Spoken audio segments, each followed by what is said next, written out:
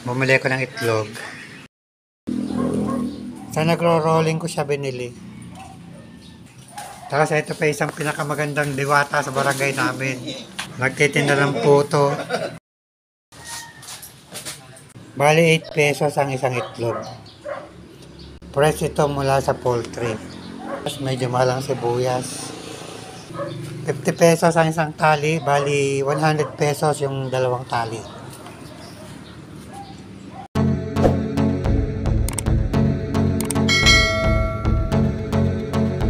Welcome to my vlog. Dito ako sa likod bahay para tingnan ang mga bago at lumang tanim na gulay.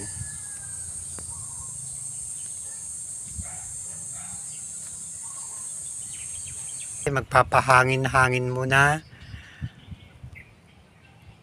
dahil masyadong mainit.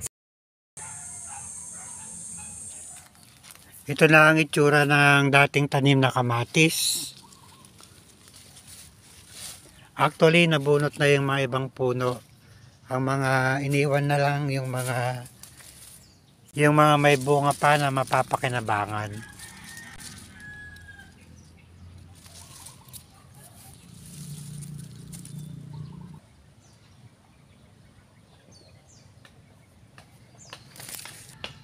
Ito naman ang puno ng sili. Siling pansigang, marami pa rin bunga. Katatapos lang din patubigan. Ang puno ng talong napapakinabangan pa rin. May mga bunga pa rin, nakukuhanan pa rin ng pang-ulam.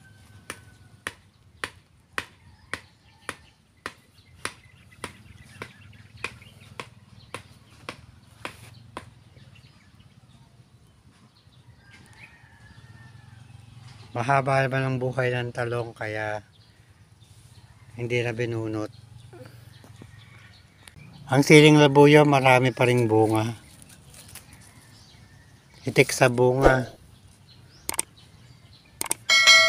Maraming hinog.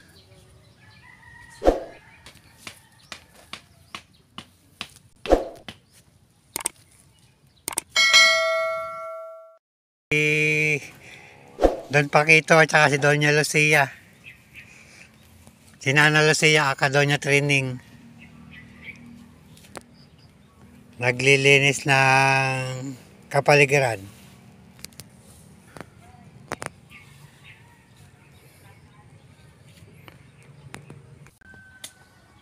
Mainit na. Sumilong ka na. Masyadong mataas ang araw.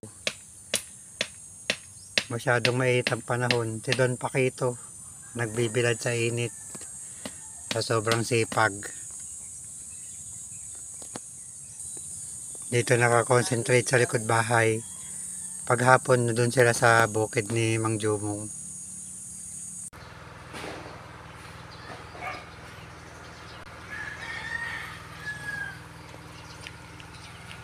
Kasalukuyang nagpapatubig ang dalawa. Patutubigan nila ang palay gamit ang bomba ng patubig dito sa likod bahay. Itong aripit na to nakatugon to sa likod ng bahay, ando ng bomba. Dire-diretso ito doon sa palay. Sabay patubig na rin ang mga tanim na gulay. Pinapatubigan yung palay. Dahil ang tubig sa irigasyon medyo mababaw pa. Next day pa kasi mga 2 to 3 days pa ililipat na gawin namin ng tubig. Si Don Paquito at si Mang Jumong nagpapahinga sa tabi-tabi puno no. Bali puro kamatis ang itinanim sa ilalim ng saging. Malawang din yung talim na kamatis. Mula dito hanggang doon sa gawin doon. Madami pa ring puso ng saging. Kaya hindi nawawala ng ulam. Nanggagaling lang dito sa likod ng bahay. Madami na ring mga tibain na saging.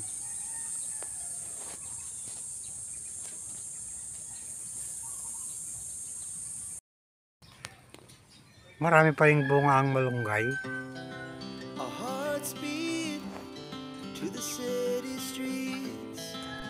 Ang kalamansi, marami pa rin bunga. Ang daming hinog. Maraming mapipitas mamaya. Mga pitasin na to, mga hinog na.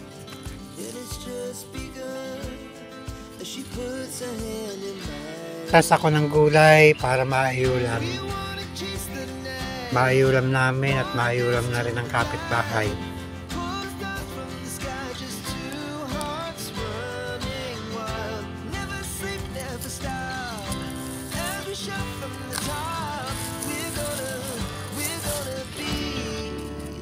Ang mga kapitbahay naman, kami-kami lang, kami-pamilya rin. Kaya libre pitas lang kung gustong mag-ulam. Pipitas lang.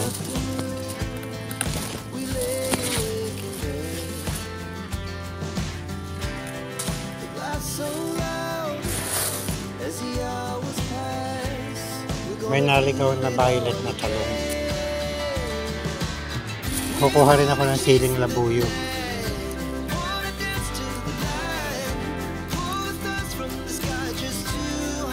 Para maitimpla sa suka.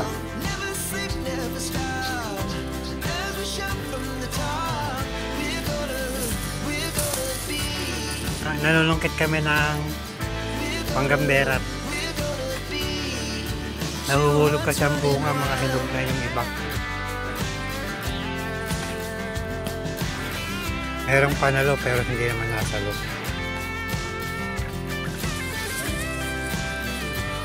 Madami na rin kaming nakuha.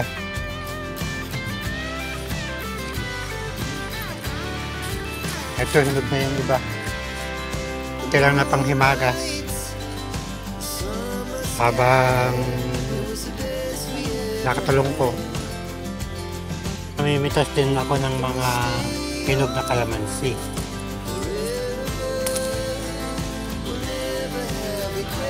Marami din mga hinog na.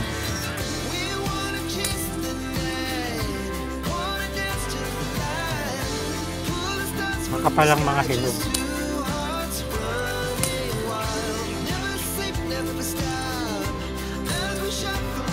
Ito muna ang update sa mga dati at lumang tanim na gulay dito sa likod bahay.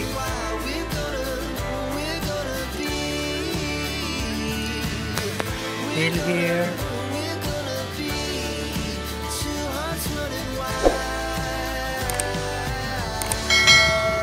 Thanks for watching.